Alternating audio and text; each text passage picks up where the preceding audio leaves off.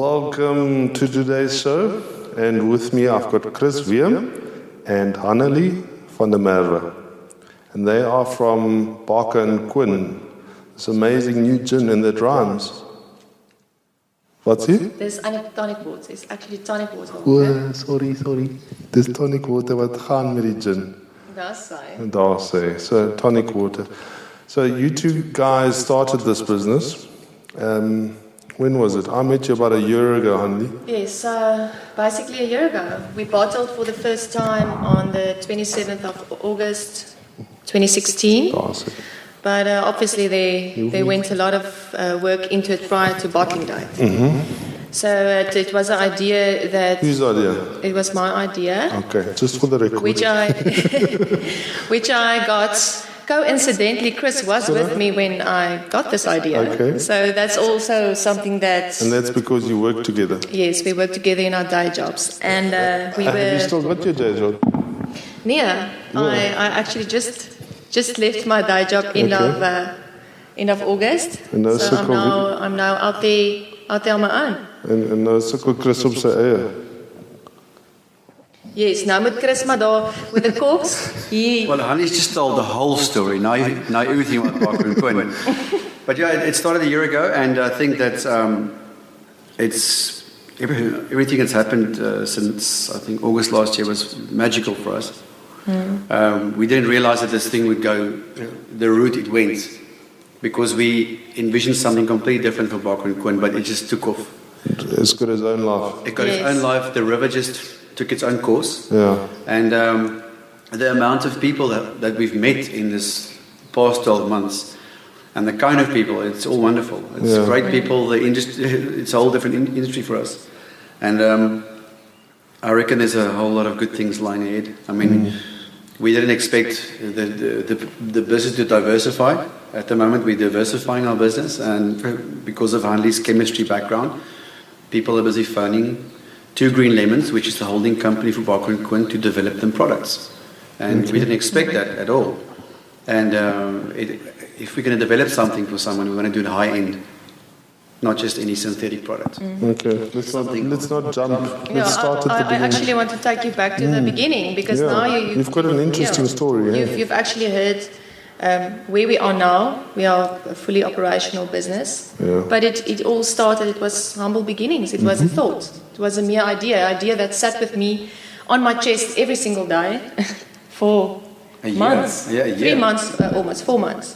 So since November 2015 until about February in 2015 to 16, I was sitting with this idea, telling Chris and my other friends that somebody must make a proper tonic water, because we don't have any local high-end, your natural type of tonic waters like we found in Europe. And mainly actually from a consumer point of view. I just wanted to be able to buy one. And you experienced that because you travelled, where did you say, to Portugal? To Portugal, yeah. Because that's where you get your corks. Yes. Okay, yes. You both work for a cork company? Cork supplies. Cork supplies, okay. Yes.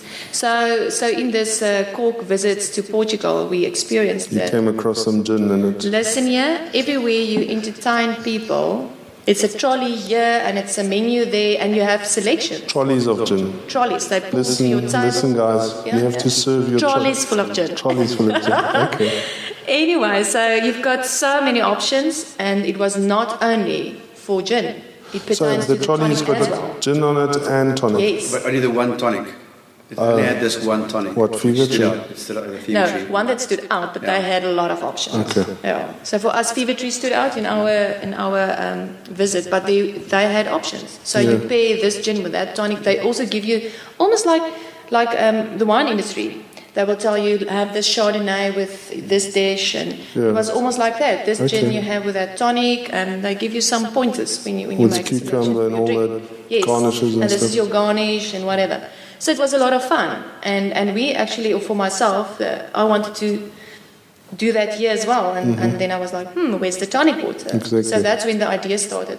Somebody must make tonic water, and it ended up being, I'm going to make tonic water. And after, which is a similar story to Lucy and Lee in Spain, isn't it? Actually, So if you don't know about Lucy and Lee, just listen to the podcast interview a couple of months back where I chatted with Lucy. Yes, I think the only difference in our story was that I got my idea in Portugal and she got her idea in Spain. Yeah. Yes. Next so door. yeah, it's quite similar. And she had a bank full of Pound? She was a banker. She was a lawyer, high street lawyer money, pound money, exactly. Which makes a huge difference, I guess, than working for Cork Supply. Totally. So from that point of view, the money, our startup money came from our own pockets. Uh-huh. So annuity that I've accumulated over my 7 years with Cork Supply got paid out, and that's my part splashing into this Quin designer bill, because obviously our label design is so beautiful. It's by Homan Small in Stellenbosch.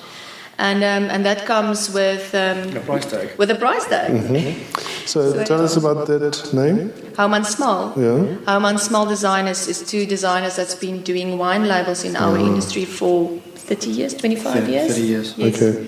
And that was, I must say, one of the genius things that Chris actually enticed me to do. Yes, he said, if you're looking for a designer, that's even before we thought that we're going to be actually business partners. Yeah. He said, listen here, as a friend, I'm telling you, that's the design house to use. And lo and behold, you were right. And they were fantastic. They took our hand. They did a lot of research for us. And there was no name when you started, or was there? There was. There was a couple of names. Come I'm on. going to say it aloud. It's terrible. Oh. No, we came up with a few names between the two of us. Laurel and Hardy, or what? Yeah, So Lauren and Hardy names, and we thought, yes, we've got some great names going here.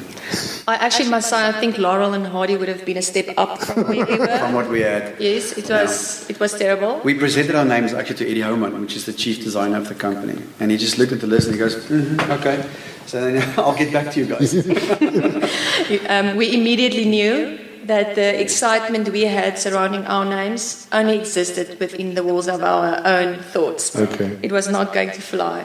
I will give you one, just for laughs, Okay. because everyone needs to laugh once in a while. So guys, So please don't do it. I present to you, are you ready? Green Fire. Green Fire. Yes, Okay. that was one I option. don't. Yeah. Yeah. So, And we'll leave it at that. so luckily that was canned by experts. Okay. Experts in branding. Okay. Thank And that's you, important. Eddie and Linda. And Thank that's you, Eddie and Linda, from the bottom of our hearts. Yeah. And I mean, that's a big lesson. I've got some wonderful friends in the beer industry in particular that don't like it when I tell them their children are ugly. Yes. Yeah. And this oak was brave enough to tell you, and you were brave enough to listen Yes. when he told you your children are ugly. And Yes. let me tell you, for me, which is a very stubborn person, Yeah. and I can get stuck on something, it was really difficult to lose that control over what I thought was going to be freaking amazing. And yeah, but Chris was there to step in and tell me, listen, yeah, this would be the right route to do, and there it is. But before you did that, you told me that you worked on the markets with your concoction. Yes, so we had the concoction going in my house. Right? So I can tell you a little bit about how to make a tonic water at home. Yes. A quick review. Please. So basically, you've got all fresh ingredients going into a tonic water, and it is very similar to what you would use when making a classic London dry gin. And did you know? No. Okay. So basically, you've got the most important part is your citrus rinds. Yeah. And you use orange, lemon, lime, and grapefruit in any combination of your. So how do you get the rinds? You just peel the So thing. at home you use your little rinder. You know that little thing with So the you don't holes? take the white stuff in. No white stuff. Okay. You just get your zest. What is the white stuff called? I actually don't know the white got no stuff name. beneath the rind, between the rind and the fruit. The tanniny stuff, the bitter stuff. The bitter stuff. Okay. So you use your zest, And you can. Do you dry it or? Yeah. Okay. You just fresh, and then that's the one part, and the other part obviously is the juniper berry. That is where the gin. And the tonic. Yep, the gin angle comes in as well. As is coriander. Yeah. Okay, so that's 2 main ingredients of a London Dry. But is your the coriander seed. Seed, yeah. So those two things, and then other Indian spices like cardamom and star anise and things like that. That sounds like Indian tonic water. Yeah. And in our case also a small bit of lavender. Okay. So it's actually a complex. So how do you make it at home? Mix. So you take all these things. Yeah. You put it into water, and you've got 2 options. Either it's just cold soaked to get all the flavors out, or you can cook it. Okay. So I cold soaked just because I was new at it. Listen here, I actually must just rewind 1 second and say that when I started with the idea of making a tonic water, I went like anyone from this century straight to Google, our friend Google. Okay. and from Google I got my first recipe and worked from there. I also didn't know all these So your recipe's been Googled down from generation to generation? I'm telling you, it's been Googled many centuries ago to now. Okay. So it is actually an old recipe that I found on Google. And I did it, and then start to play with it a little bit. So you've got your 2 days of soaking, and then you remove your pulp from the water, and that water is the essence of your tonic. It's like a tea. So it's like a tea. Oh, we forgot to mention that you have to have your quinine in there. Yes, I was wondering. So in this Otherwise you get malaria. Exactly, and that is why we drink gin and tonics, guys. That's what we're doing here. Okay, so what I used was Artemisia. Artemisia is what's available in South Africa. There's also interesting stories surrounding that Artemisia. Artemisia is Is there an English word for that? Yeah, that's the word. The more common word that we know around here is wormwood. Okay. So wormwood is where you Which get your Roger Artemisia puts in from. his... Yes. Roger puts that in his absinthe, doesn't he? Yes. As well as here at your distillery 031, yes. Yeah, 031. Yeah. They also use that. 013, right? 031. 031, yeah. Okay, guys. It's our dialing 031. code. Anyways, the wormwood. I was actually Googling for getting some cinchona bark, and I found this webpage for South African cinchona bark, and there was only when I opened the page on Google a number. So I found this number, and a guy picks up, and he says he's from Onderus Rivier, which is very close to where I'm working in Stellenbosch at that time. So he's very close, and he says, listen here, cinchona bark, as you would know, is in South America and the Congo, but here we've got wormwood with the Artemisia, which is similar, that's more available.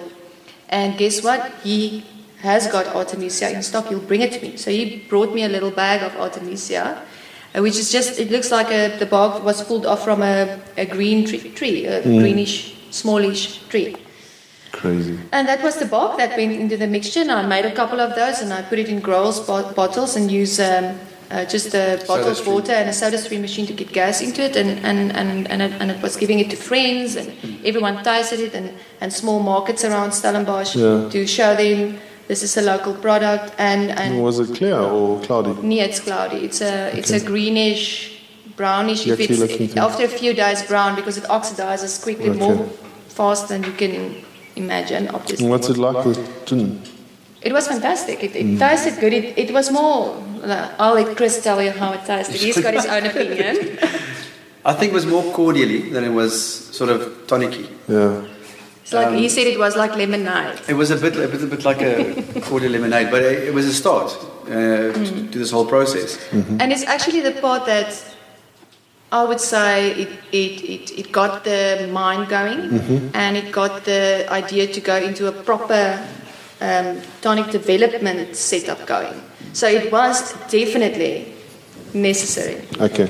It's one of those things that you cannot move past, because if you don't know how something is made, then you cannot be part of a process. We have a few people on our road which like sort of point us in the direction.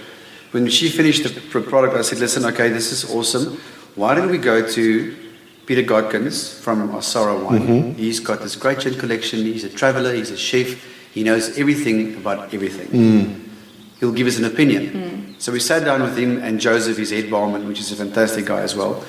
He's worked out the whole G&T menu at Zanzibar at Osara, which is the biggest collection of gins on the shelf. Yeah. And then they sat down. We tasted a lot of gin and tonics, and we tasted some other tonics as well. And Hanneli's tonic came up, and Peter tasted and said, "Yeah, well, it's a start, but if you guys are serious about this, go out and make a proper tonic."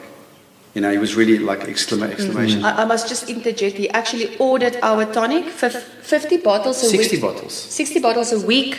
I kid you not. He ordered, but we actually never delivered because we walked out of there and I told Chris, this is going to happen now. We're going to do this seriously. Okay, but so he ordered the homemade one.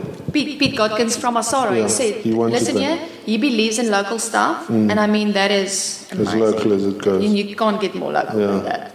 And, except his gins are not local. Most of them are smuggled in. Imported stuff. But in any case, and he's looking for local produce. Yes, and he'll take 60 bottles a week or something like that. I mean, I was actually sitting there thinking, how am I going to produce this in my kitchen every week? Oh my heart, this is a problem. But in any case, so the first thought from there. So Pete helped you with the other people? Yeah, but we'll get to them one at a time, I think, as the story progresses. Yeah. So, lots of great people on the road. Yeah, great people. And listen here, that is what made this happen, is all the people. But we'll get to each of them as we go along. Yeah. So the second step was... So also Peter is probably it is the biggest collection of gin in the country, so I think we should punt it and say they should go, and listeners should all absolutely pop in at Osara, at Zanzibar, if they're in the area. And where is this? At the bottom of Africa somewhere? Yeah, it is very close to Stellenbosch, just outside Stellenbosch. I thought it next to Netlingshof, I would say, would be a good... Yeah, it's Osara Boutique Hotel. Okay. And if they get to Zanzibar, just ask for Joseph or Thierry. They're the gin and tonic guys. They know everything about it. They know everything about all the gins, from Monkey 47 all the way down to the South African arts and stuff. Yeah, and it's a beautiful view, great food. I mean, you cannot go wrong by visiting Osara. Michael Oliver said he'll take me there. Yes, there we go. Yeah. Another person that was really nice to us is Michael Oliver from the start. He immediately saw the product and asked where it's from, and he wrote a little piece for us on it. And all those he kind of things. He also wrote a little piece on my beer book. That's nice, you see? He's a nice guy. He's very nice. Full circle. So from Pete, we walked out of there, and as I said, I told Chris, this is going to happen now. This is for real. And this is what's the timeline? Yeah, but now, you know what, now you think, at first, all I need to do is I have to scale up this little production. So from a bucket, brewing in a bucket, like all my friends. Now we're going to get a wine tank at a friend. We were actually talking to a very good friend of ours, Rob. Rob, he owns the farm Hout Espoir in the last little corner of Franschhoek. I know Rob. Yes, and he's also doing some beers and stuff, and they've got a nice tasting room there as well going. I know. Can I tell you a story? Yeah.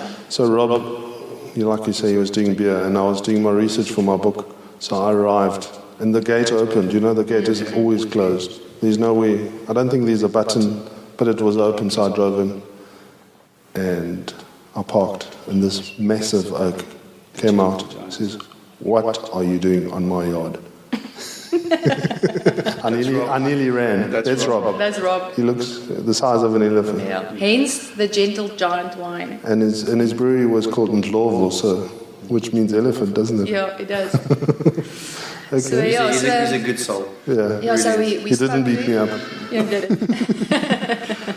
And he can. He will be able to. He's a huge individual. But as big as he is, his heart is ever so small. He's a very, very nice guy. In any case, so we spoke to him one day about scaling up, using a tank there. He's got facilities. Okay. Listen here, we're all happy. Then I'm starting to do research on where can I get all these rinds, because now I need kilograms.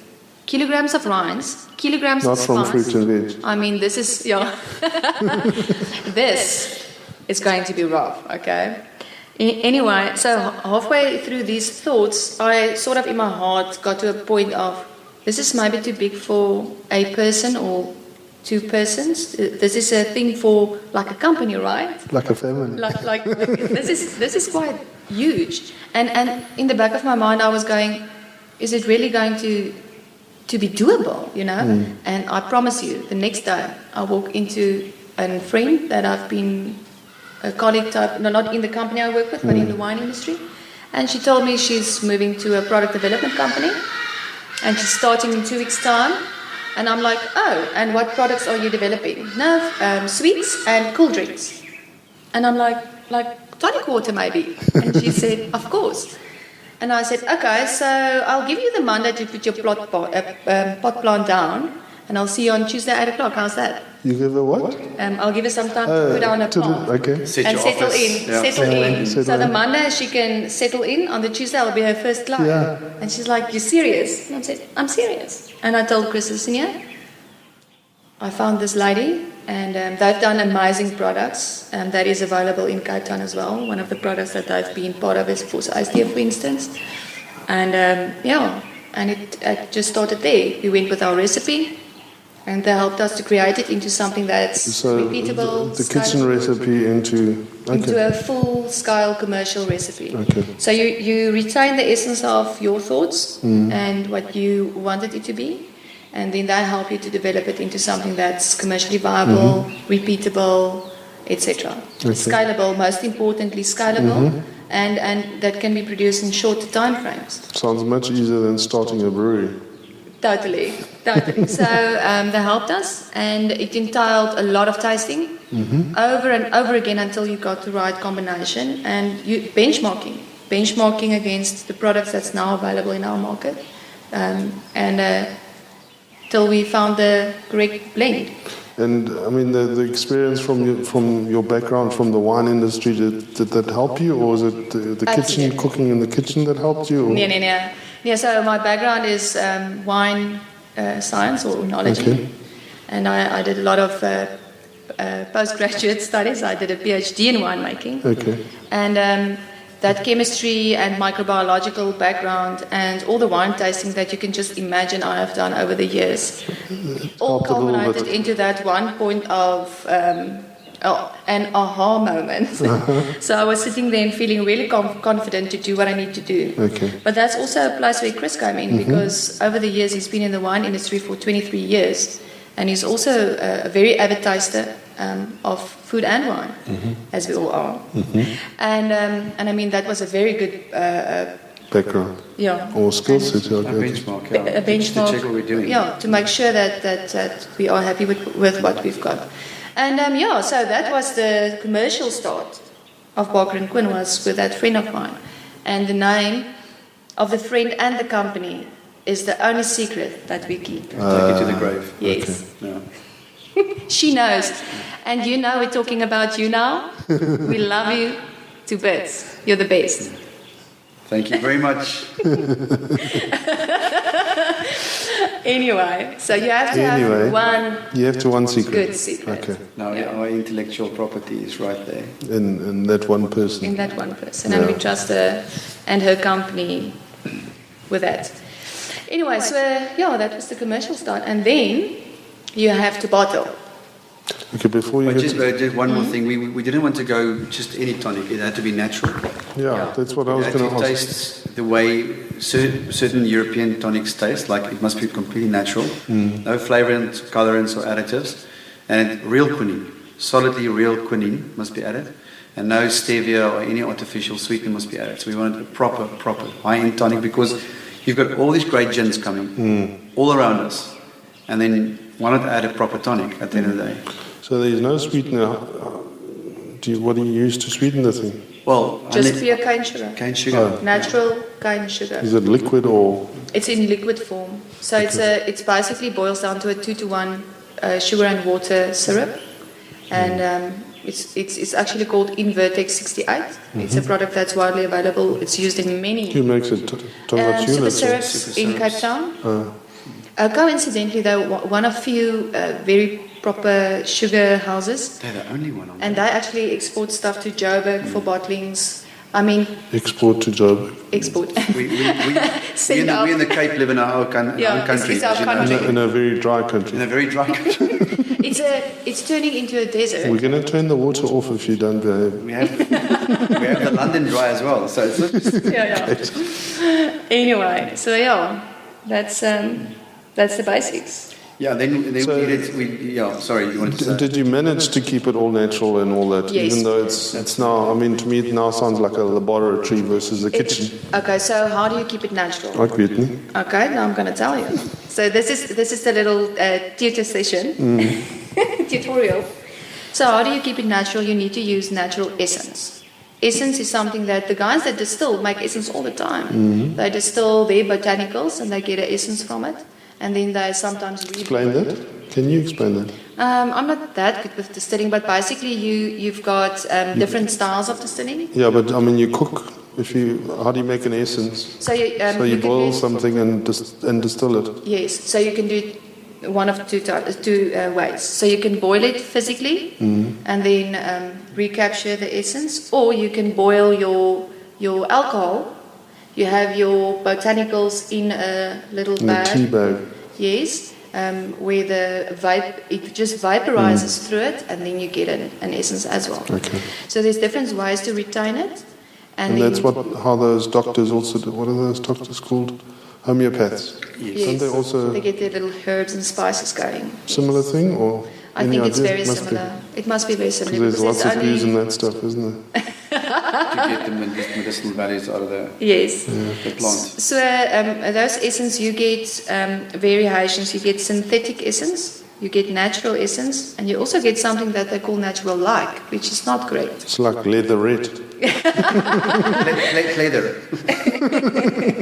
So basically, you must be very sure that you get correct certification for the essence that you use. But there's amazing products out there. People that make a living from creating those essence at very high concentrations, so that you only use microliters at a time to produce something. Aren't those called milliliters? No, What's a microliter? A microliter is even less. It's 1,000 times less than a mil. Yes. Okay. So basically, you use microliters of this essence in say 10,000 liters of a mix, and it's very expensive.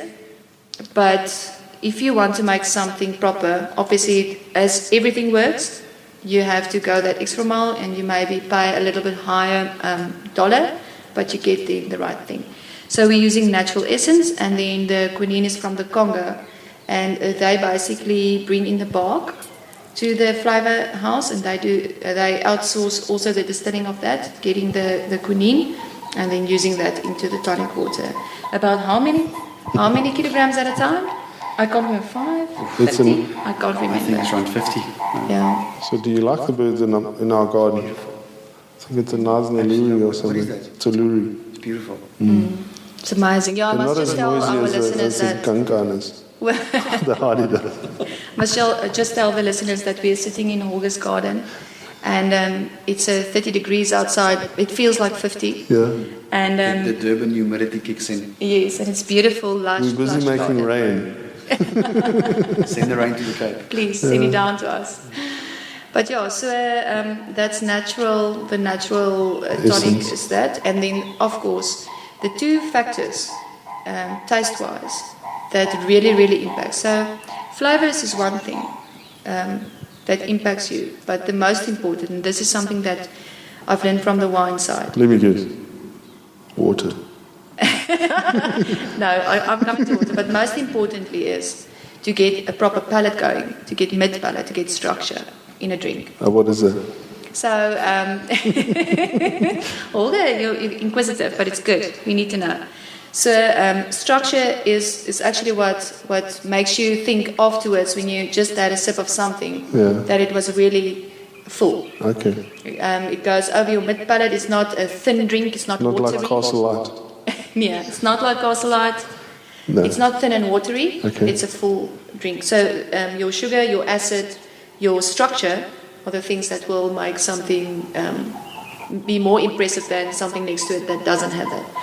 So structure the quinine, because it's extracted from a bark. How can I ever drink Kingsley tonic again? You will not be able to. Sorry, Holger, that one has come and gone.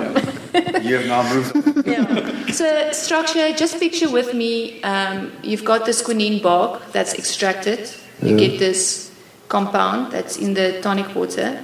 It's exactly similar than having red wine in a barrel, extracting wood, and you get beautiful structure.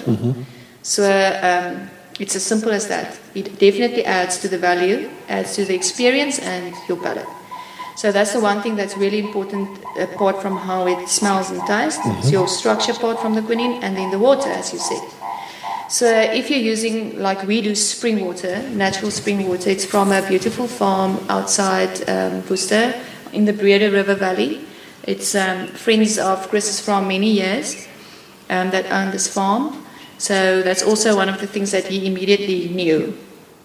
Water, it's going the water to... is fantastic. Yeah, and the people... It's the only water there is in the Cape. It's exactly. And it's sweet and it's just fresh, it's beautiful.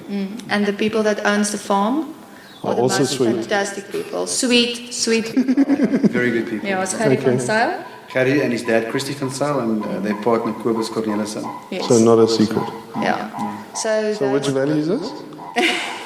In the Worcester Valley. Worcester. Okay. It's very close to, it's on the Slanghoek Road. Okay, so it's not a mission to ship it into the bottling plant. It's a mission, but not that much of a mission. It's more a monetary mission. Yeah. Because it costs us a lot of money. So does the dairy truck go in with milk and come out with water? Imagine. That would have saved a lot of cost, because now we're paying for the empty truck driving there.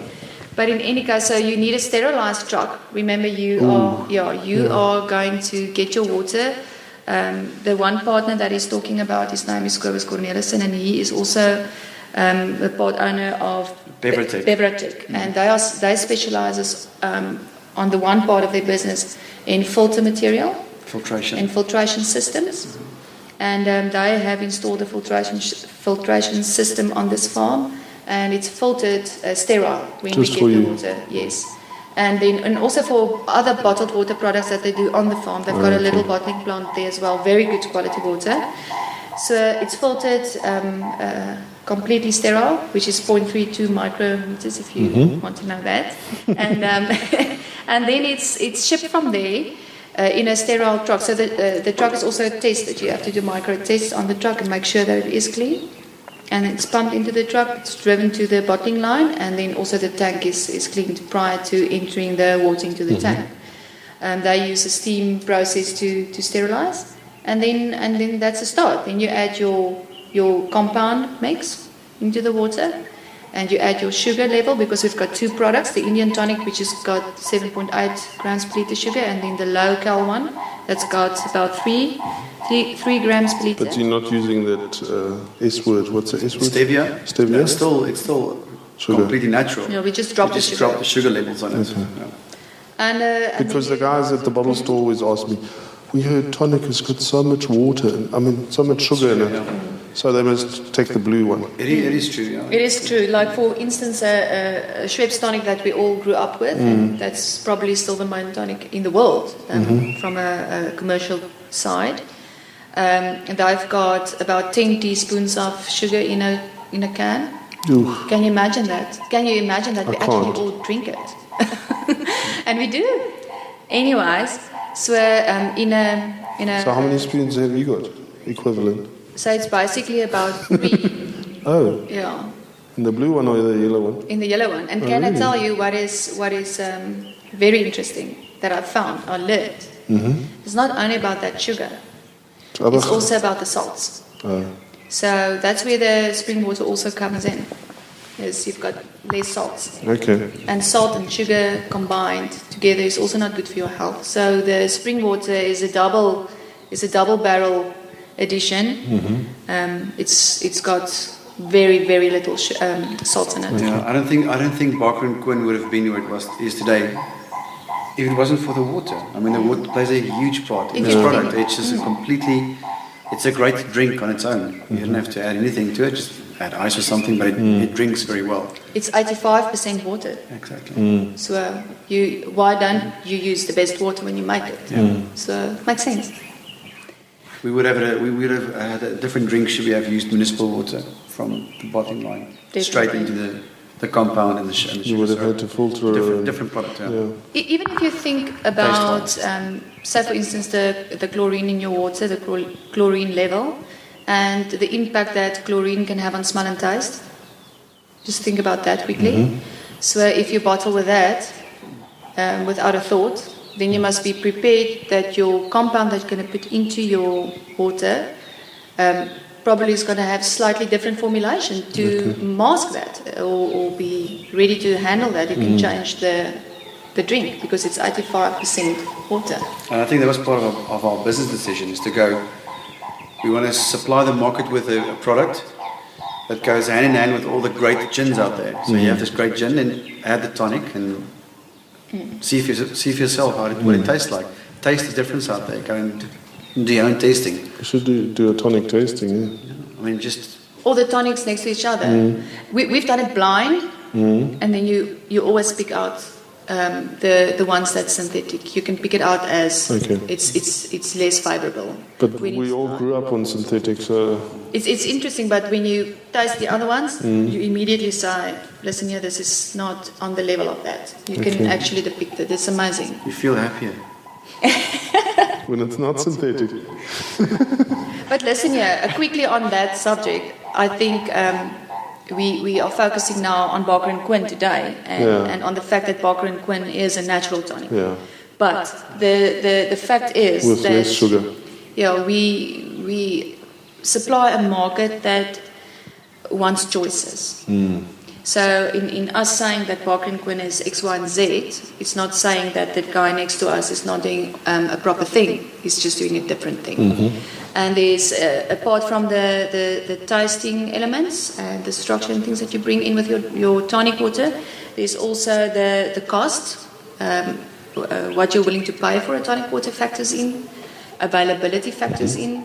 So I think there's a lot of things that, and also maybe that the tonic B next to you tastes better with that particular gin, and your product is better with another one. So. Yeah, we all like options. Yeah. So I don't want to, from Chris and myself side, as Barker and Quin tonic water, we actually welcome the variety and we welcome the other guys, and we don't see the other guys as that we may be competition.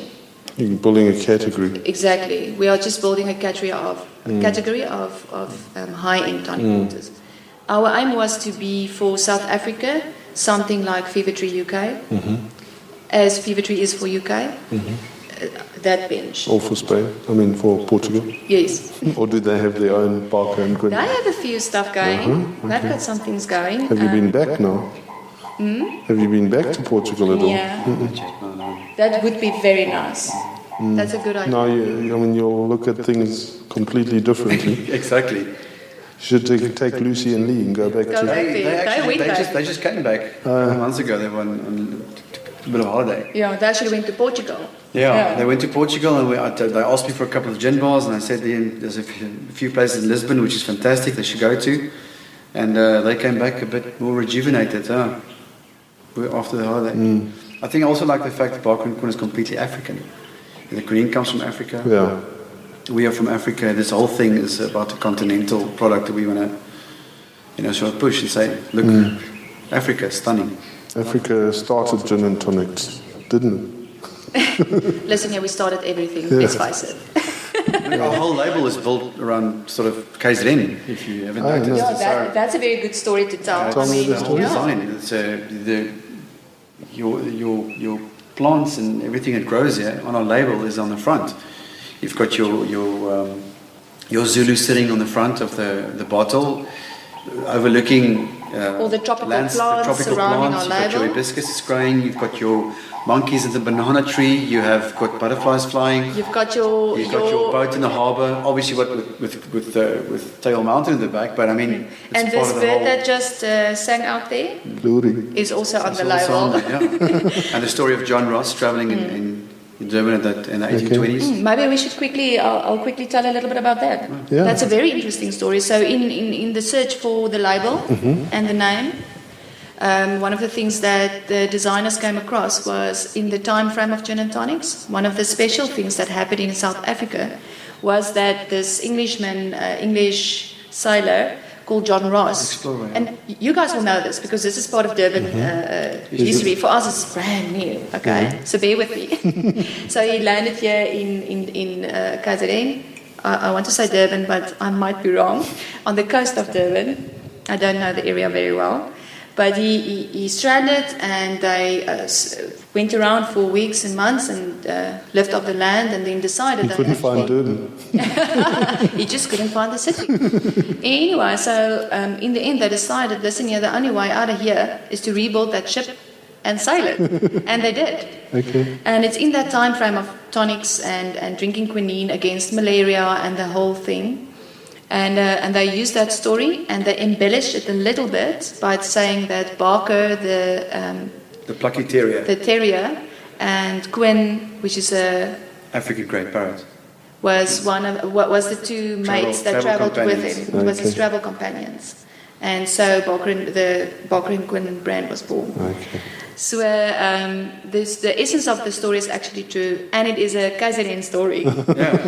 And here we are. And here we are. Okay. So it was fun for us to arrive here yesterday, and we saw all the tropical leaves everywhere. And in Cape Town, when you want to steal, when we do like activations and markets and stuff, then you always want to have some of the delicious monsters and the strelitzia leaves and banana leaves.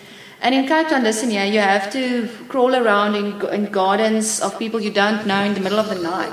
Yeah, we're driving from the airport and you can just stick your arm out of the window and you rip out a tropical plant. So it was amazing for us to see. It was one of the full circle things as well, I think, for the product for us to be here. Yeah, Barker, which is bark, and Quin is the quinine. So quinine from bark. That's the play on the word. So yeah, lovely. Brilliant. Eddie Homan, Linda Small. Yeah. Once again, thank you very much. I still like green fire. Thank you. I've got one follower. I can Instagram to you, Holder. Follow, but wouldn't be a like. No, it wasn't a like, just a follow. Okay. Interesting, eh? So yeah. So what was the biggest challenge? Olga, I'm going to tell you the biggest challenge was the distribution in the beginning. Mm-hmm. Okay, so you've got this wonderful thing in your hand. And you're delivering in your Fortuna. Delivering it in my husband's Fortuna. Your husband's Fortuna. Yeah. Which will never be the same again. No. And sometimes Chris as well with his combi, and we're going ape around Cape Town, driving like mad people, delivering 60 cases of tonic. With a Fortuna, that means that it's only you on the front, like driving. The rest of the car is packed. Undercover. If you will have to stop very suddenly, the tonic will actually just rip through the windows. Yeah. It's amazing. It's 13 or 12 kilograms a case. So you can just think the crisis. So every day, 60 cases, 40 cases, 20 cases. I just drive. It feels to me like I'm on this little wheel going round and round and round. At some point, I don't know if you remember these games in the parks and stuff when we were growing up, of the little crocodile coming out and then you have to hit it with a hammer. No. So you've got this ongoing trying to hit the crocodile's head with a hammer. It felt like that. So I've just hit the crocodile and it's gone back into its place, but then it pops out over there and then I hit it there and then these are customers wanting your product. I can tell you there's bigger problems. Sorry guys, I'm very sorry. A bad analogy. I'll try again. No, so it was really busy. It was crazy. It was weekends, far drives to Stilbaai, for instance, to Inbarrage, which is also, I think we must mention them being such an amazing support from the start. Kenneth and the guys and Leanne and them they from the start said to us, it's a great product, it's local, they are going to stock it, it's in their shop, they do the tastings with it. Okay. So we had to drive a couple of times. How far is it to Stilbaai? It's about 300 km, is that? What? 220, I think, roughly. From Stellenbosch? Yeah, from Paul. He's aiming from Stellenbosch, but from Paul it's about 220. Really? Okay. And the first time I went there, and this is a true story, I nearly had several heart attacks, but picture this. It's myself, the Fortuna, and a 1-ton trailer. On the 1-ton trailer, I've got 140 cases of tonic water. It's full to the top, and I'm driving to Stilbaai to deliver to Kenneth and then this tonic water. It's the 23rd of December. My family is with my parents at the beach house, and I'm thinking, what has happened to you? What is going on here? Why am I driving here? I'm a delivery person. I thought I was a business owner. I'm a delivery person. That's what I am. I'm just delivering now. Oh, I love delivery. But I must say, to get there for the first time, talk to them, see what they're doing. The whole day was a fun experience. And I'm sounding like it was bad for me, but it was actually, as you said, it's so much fun because you meet the person on the other side as well. And you get to pack it out. So I think that's... So who was the first customer, them or Peter? Yeah. The very first customer was a bar in Stellenbosch called Steam Bar. Okay. And the owner is a guy called Olivier. Him and his wife, they hail from Amsterdam, Belgium or Holland? Belgium. They come from Belgium. And they opened this beautiful little gin bar restaurant in Reineveld Street. He was the first guy to start buying Barker and Quin. Did he find you or did you find him? While we were busy renovating the shop, I stopped there one day and he came out the shop and said, "Hi, I'm Chris.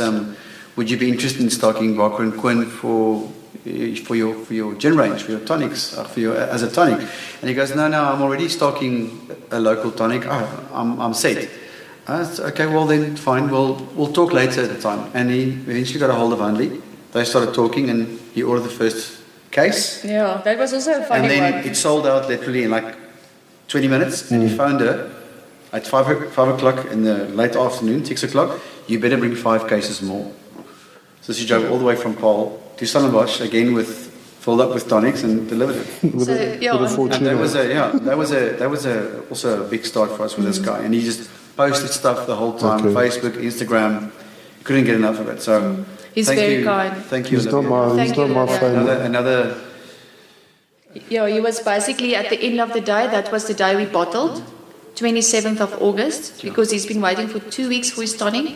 So that was the first day of bottling. So by the evening after the first day of bottling, when we went to bed, Barker and Quin has sold 6 cases of tonic water. Now, how's that? Put that in your pipe and smoke it. It's unbelievable. So we joke about that all the time. But that was the start. I mean, it was 6 cases of Barker and Quin. And then we took a finished bottle, to Peter Godkins in Asara. He was standing in his office and he said these people around him, and we gave him a warm bottle of tonic and he opened it, spilled everywhere on the carpet, and he goes, and he's swearing, and he takes a sip and he was like quiet for 3-4 seconds. He goes, "Shit, you really did this. You made a great tonic. Well done. Where can I order?" So that was the second one coming up. So. And you took out the iPad and you added the order. Absolutely. The Croxley badge. So that is...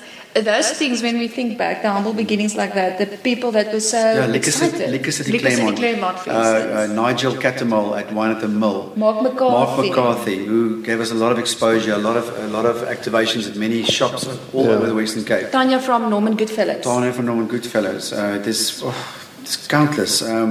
Friends. Buying, drinking, posting, taking pictures. It's just talking about it all the time. Being excited. Being as excited as if they've done it. And then the phone calls started coming in. The phone calls started coming in from people saying, "I'm this guy from this distribution company. I'm this guy from this shop in Ruland Street. Or would you like to come and see us? We want to taste your tonic." And then it just started happening. We didn't really phone a lot of people. Word of mouth. Social media. Word of mouth. Definitely timing. Social media was enormous. Absolutely enormous. I think the biggest thing was timing. Yeah, timing was also good. Yeah, I mean that you couldn't have launched at a better time when there was so much excitement, and yes, I mean it's like being the 3rd or 4th gin, I guess, when the people like Tony from Liquor City Claremont are looking for new gins and they're phoning around.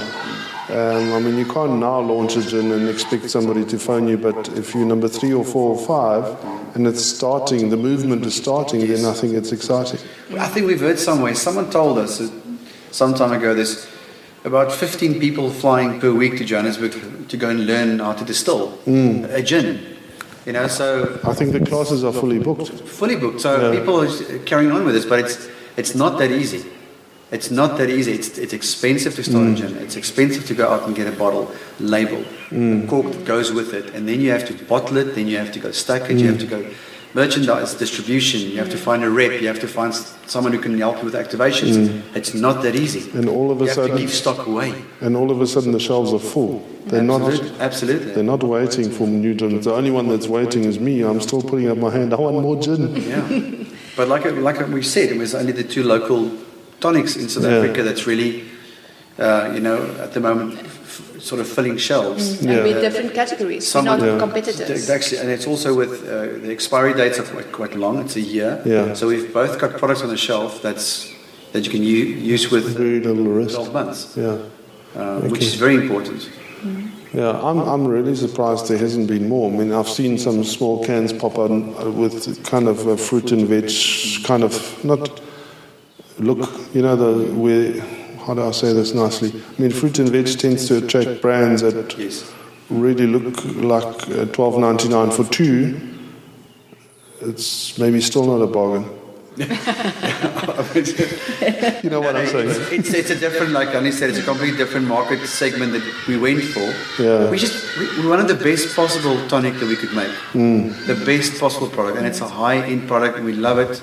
It drinks really well. And you're really proud of it. Totally, extremely proud of it. It's something proper. So tell me about the funding. I mean, how do you bootstrap something like this? I mean, you're lucky you had the demand, which lucky or not lucky. I mean, at the same time as you were working on this project, I was helping old Johannes with his project, which has also exploded. Yeah. And I mean, I sort of saw their growing pains. So on that side, Olga, I think if you are in a situation where you've got massive capital backup, it's cheating. The whole, definitely. The whole process would work differently because you will not have to immerse yourself into the process, because you will not need yourself to be the driver, the accountant, the order taker, everything. If you don't, like in our case where we used our private money, it is only Chris and myself in this company still, so it's still privately owned by us. And you have to be very, very conservative regarding your growth, how you're going to grow it. So there's points where we want to go talk to a certain group of people or a certain group of financiers. Shops that can stock the tonic, but then you realize, we have to wait one more cycle for that baby, because as you sell this batch, your profit goes into growing to make a bigger batch, and then your profit goes into growing a bigger batch. So the whole time you actually rinsing and repeating your money all the time to grow. And it grows a little bit at a time. So you grow slower. So if we want to really go crazy with growth, definitely we are going to have to look into a capital type of backup. But I think we are really happy with how it's going. Yeah, don't you think that would lose part of its charm? That is what we are so afraid of. That's why we actually overexposure. It can kill a product within weeks. So. And I mean, it's easy to go and you put the product down via big distributors everywhere, but then it stands on a shelf. It doesn't mean it's sold. So I think we're much more interested in being connected with a good market that gives feedback, that enjoys it. Personally involved. Yeah. So I think we're happy with how it's rolled out. As you said earlier, we use this analogy of the river that's running. We use it all the time because that's how it's been from the start. From the idea to where we are today, it is just form a natural river running towards something big, and it will get there by itself. It will get there. It will go to the sea eventually, and we're just channeling it. One thing we didn't notice actually with the design of the tonic, Eddie put on the red cap at the top. He said B&Q Finest Mixers. We didn't notice that until later, and we realized actually we're a mixer company. So we're not going to stop with this. This whole thing is growing. We've got a third one coming out very soon, a third tonic. And then after that, we've We've added more products, which is in the development stage. And it's not going to stop. We're going to build a whole range of Barker & Quin finest mixes. All the same high-end, natural, spring water, that same backbone, just different variations. So people have options out there. That's what we're going for. We can give you a sneak peek. Yeah, before you do that, I mean, I think if you're an accountant, and I mean, I started with a partner. I started a liquor company, and we started in a completely different market. When the caramel vodka was very exciting, we started flavored tequila stuff, and we had 12 flavors, and we went to the nightclubs, and they all tasted them, and by accident, the bubblegum was the big hit, and we were the first one to launch a bubblegum tequila, and it grew like yours, exponentially, and we couldn't. I mean, I was shipping stuff to Volcom and Uppington, and I'd never even been there. And I said to my partner, these sort of things happen by accident. I mean, the timing is everything. I launched Bavaria Light a couple of years before that, and we had the same exponential growth. We sold much more Bavaria Light in KZN than Bavaria could sell in the rest of the country. But it was a whole lot of timing that caused that, and it's impossible to take that as a recipe and repeat it. And that's just as a lesson. The same as our bubblegum. I still go into the trade and I see some of our caramel vodka on the shelf. I don't admit that we sold it to them. Nobody remembers that I sold it to them, but after 7 or 10 years, it's still on the shelf. And we thought, we got this one right, we can also make that. And it just doesn't. The recipes, sometimes things come together and sometimes they don't. Yes. You have to be very mindful. You have to sort of stick to what you do in that mold. Exactly. And not very too much. Yeah. And fortunately, we had a manufacturer who could make 9 liters, a case of spirits at a time. That's how specialized he was. So we didn't have to buy a pallet of green apple tequila, But if somebody wanted it, we could sell them 12 bottles. But imagine having ordered like your quantities of 30, or how many liters do you make at a time? I mean, 20,000. 20,000 liters of green apple tequila. I mean, it would still be somewhere. Selling somewhere in the shop. Yeah. Oh my, yes. Yeah. So maybe, it'll be interesting to talk in a year's time and to see what has happened. Yes. We are completely prepared and not prepared for what's going to happen over the next year. I think that our preparation is to basically just to be open. I think the moment that you think you've got it down, you fall off. So we accept that we are not massive business people. We accept that. We embrace it. And this is a journey. We are going to learn. We have made mistakes already. Tell us about this. Some of the mistakes. Your school fees. A lot of things that we did. Things that you do before something actually happens. So you think something is going to happen, and then you do things. You give out money surrounding things, and then you realize later on it's not necessary. It was not necessary at all because it was going that direction, not this. So that's the one thing I think so far that stands out to me is it only happens when it happened. That's when it happens. You get nervous when you see all the stock standing there after the bottling. So now you're thinking we have to get this out. Yeah. You have to get this somewhere.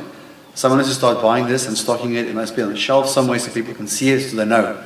So you do things or you prepare for certain things and pressure and you want to go get it and you make stupid decisions. But that's part of the learning curve of this whole thing. Is to make decisions that's going to sort of bounce back in your face and you try and make the best of it. But that's how you learn. And then that's the only way to do this is if you actually go out and do it, then you learn from it. Yeah. No one else can tell you this is going to happen because it's different for everyone else. So we paid a couple of school fees along the way. Totally. Yeah. I think my neighbor once told me in the beginning two of the things that, and he's a very good businessman, two of the things that he has given us, I think as a present from his side was, number one, he told us at the beginning that what is the risk involved? So he explained to me the risk was just sitting with the stock and having to sell it at the same price that you made it. So it's not a big risk, don't stress.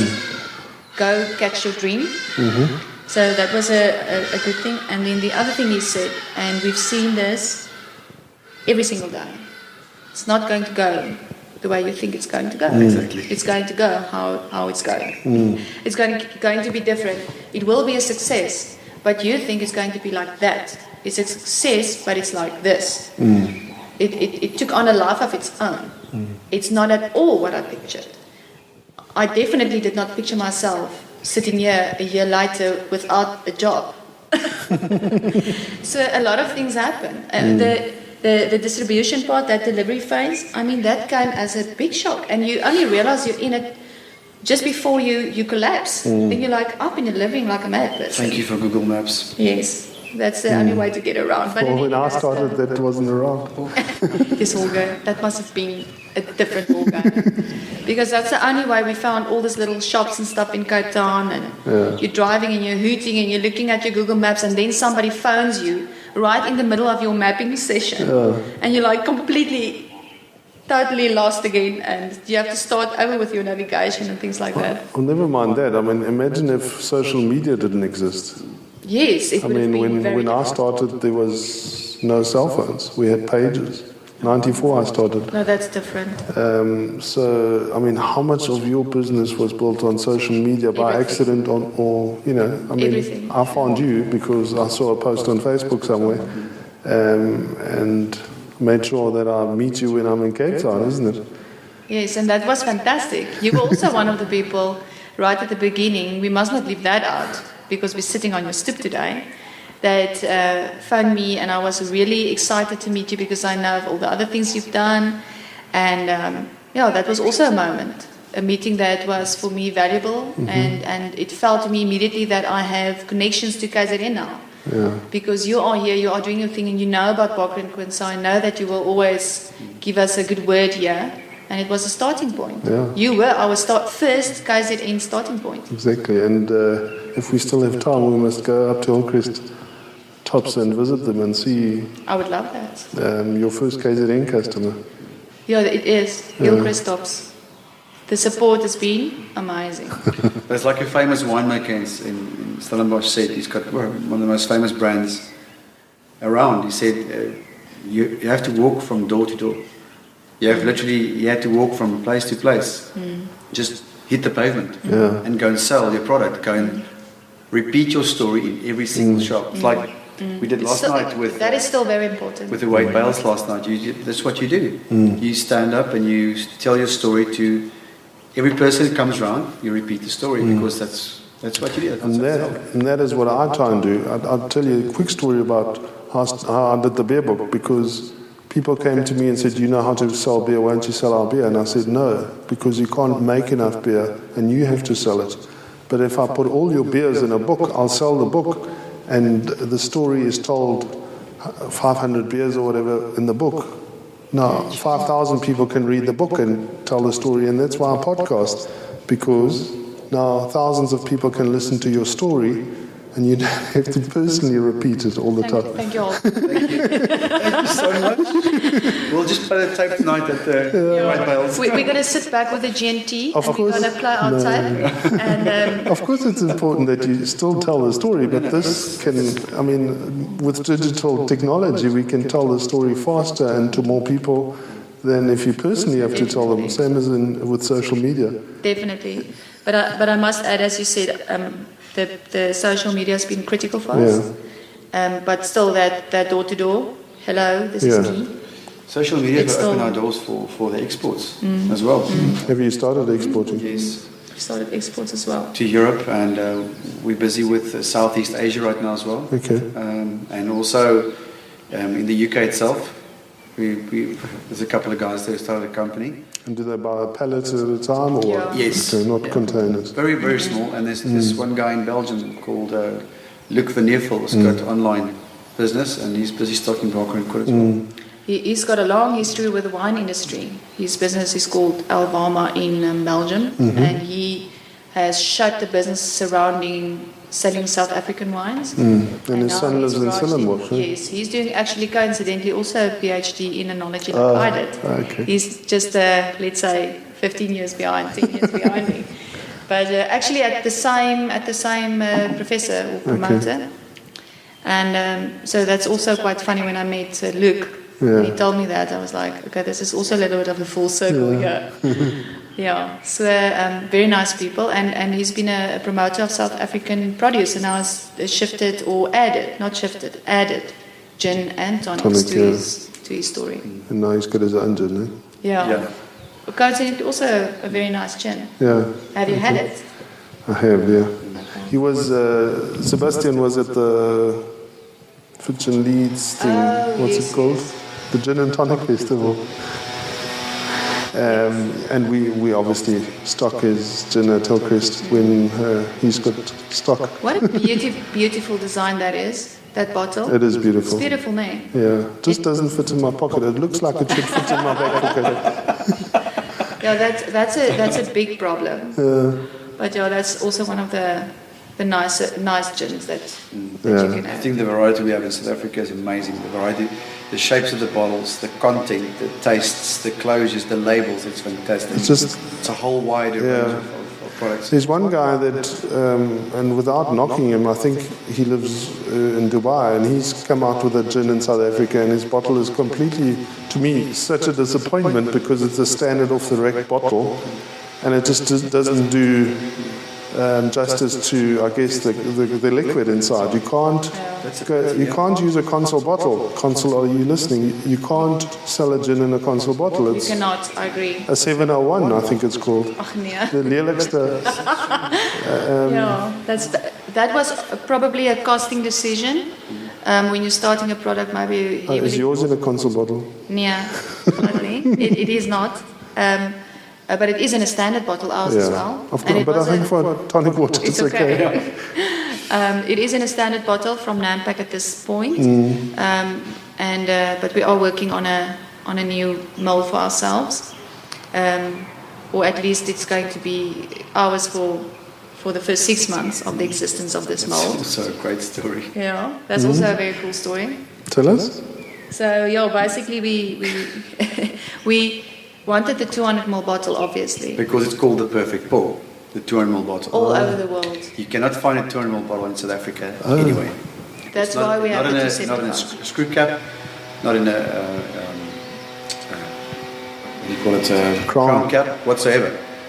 So, Consul phoned us and said, listen, you guys are doing the tonic, right? And he said, yes, we do.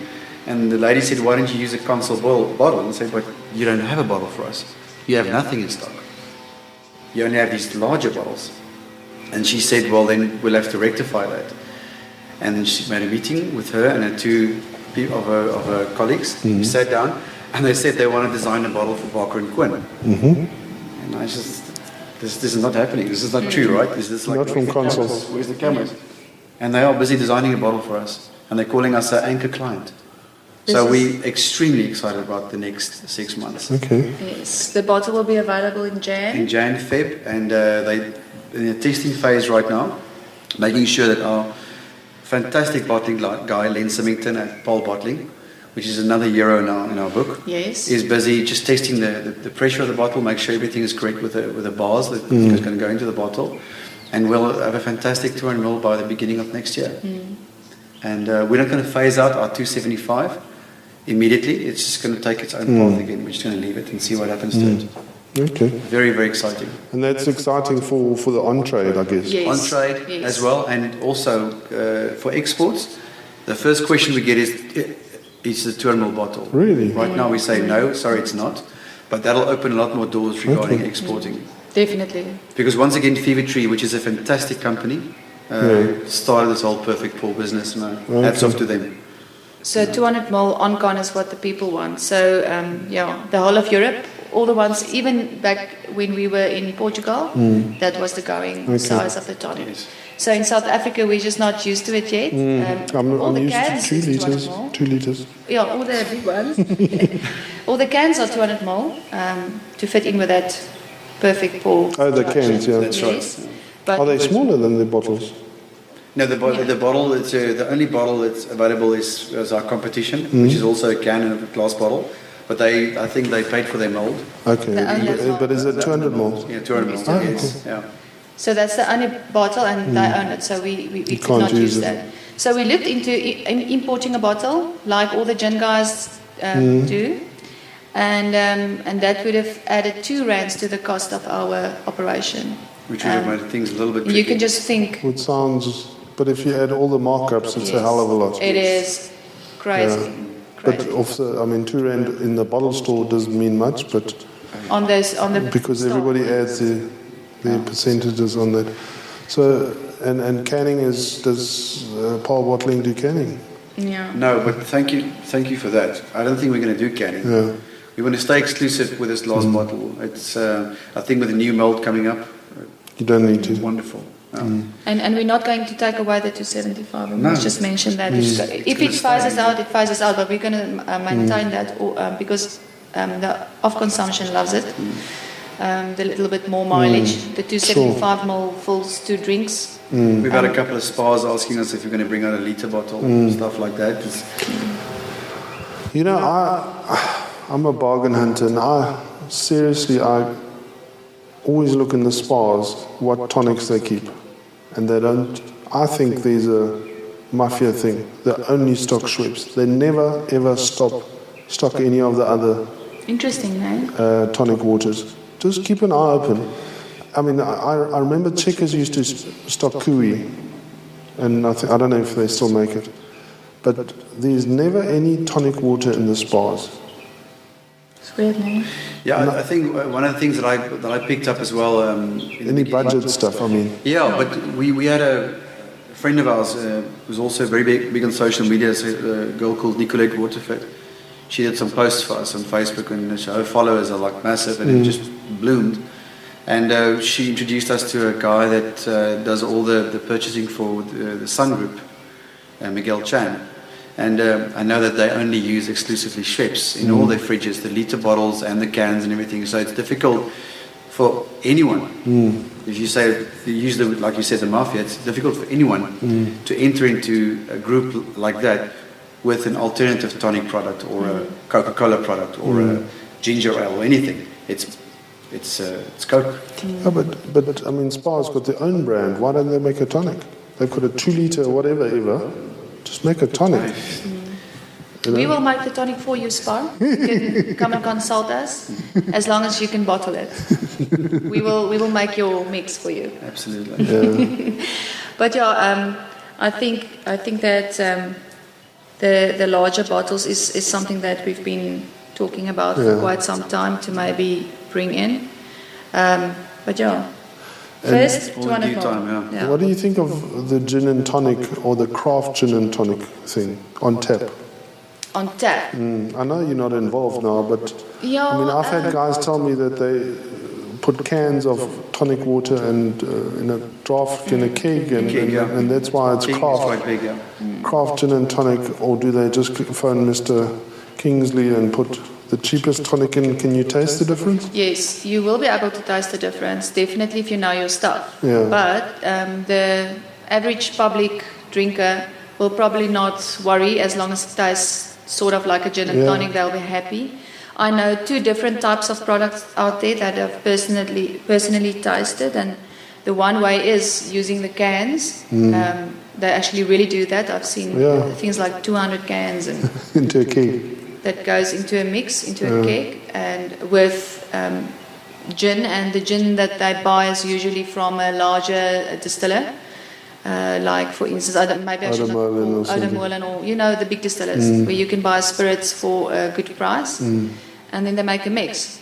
If you really want to be a true craft gin and tonic in a keg, you can do that, but then you must take your But you'll be Musgrave, completely outpriced. or you must take your Musgrave or your Hope or Inverage. or whatever, and mix it with, say, Barker and Quin into a keg, and you're going to be a little bit more expensive, and then it's a proper craft gin and tonic. But you cannot call it craft if it's cans and If it's Gordon's and Schweppes. exactly. Yeah. You cannot do that. But It happens. It happens. I'm sure it happens.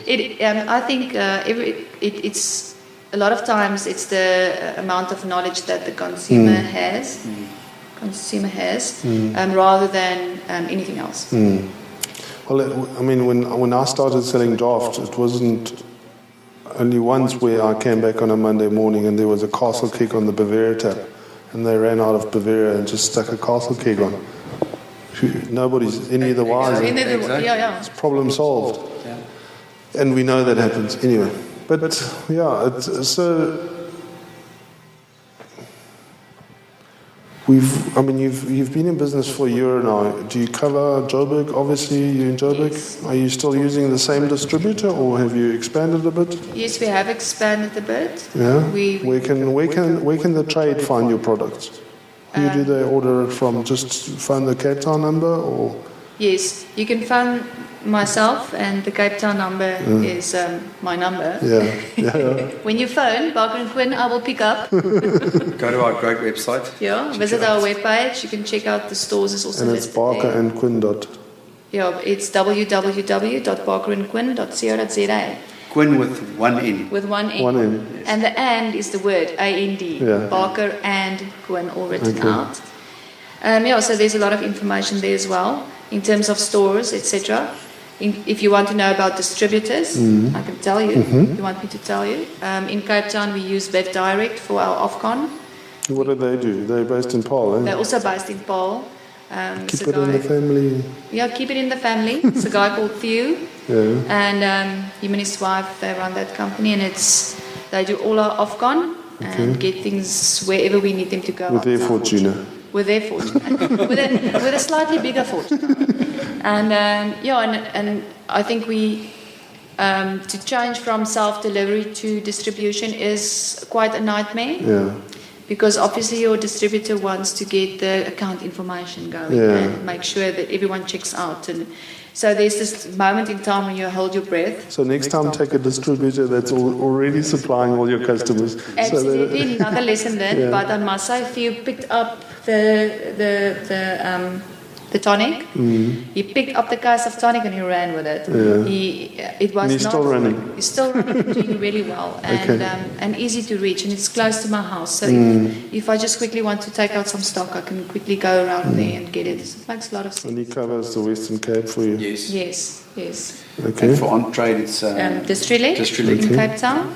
We've just started, yes, Gerard, and we just started with them, basically just overwintering in their storeroom. Aging it a little bit, so that when we hit the market now on for this season, the first season will be the first season with Distrilec. Okay. So we're doing a few activations to get that going, and then we're also using Taproom. Okay. Taproom is recently, not in Cape Town, but in Johannesburg. They are in Cape Town. And they are in Cape Town, but we've not only with you. started with Johannesburg. We are willing to go everywhere, and it will eventually, but we only started with Johannesburg. And then Liquor on the Run in Johannesburg is also a young company, a couple of young guys. They do a few gins as well. They do a few gins as well, and they're building their company. That's one thing that we realize, because this market, this industry, I must say, of gin and tonics are so young. You get to do with a lot of startups. And on one hand, it is good because there's a lot of energy. a lot of verve. Because you need to get it going. And on the other hand, you are dealing with people in the similar situation than yourself, and that is your learning. Massive cash flow. And cash Problems. Flow, and cash flow problems. Yeah, you're right. That's what it boils down to. So it's all those things culminating. So we're actually a lot of blind people running around and trying not to bump into one another in some sense. But with that said, because there's that energy to make something work, you get it done. 100%, Yeah. So I must say, in that sense, it's working well for us. Yeah. And then, Eastern Cape, we've got for it's a Ladi group, right? Yeah, Safwazen is the distribution arm of the Preston's group.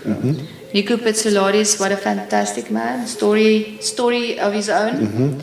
I think he's like mafia PE, and I'm saying that with a smile on my face.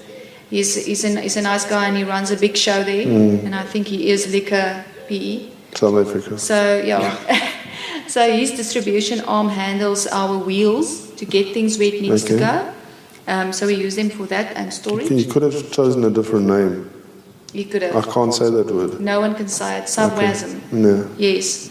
So that's maybe something, if you have speech impediments and impairments, you can use that for a practicing thing. Yeah. Sarcasm, and if you can say it right, then you're there. Okay. Anyway, so that's the wheels, but we've got an agent there, her name is Runel Wright, and she's a fantastic lady. We just love her because Runel is a hard worker. Sure.